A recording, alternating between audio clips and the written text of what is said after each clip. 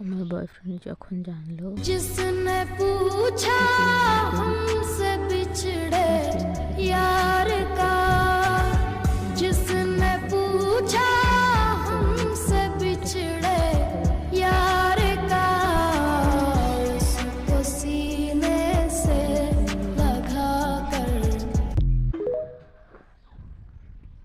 আমার বয়ফ্রেন্ডের অনেক লোভ। সে যখন জানতে পারলো যে আমি গরিব, আমার বাবা কোনো চাকরি করে না, তখন সে আমার সাথে রিলেশন ব্রেকআপ করে দিল।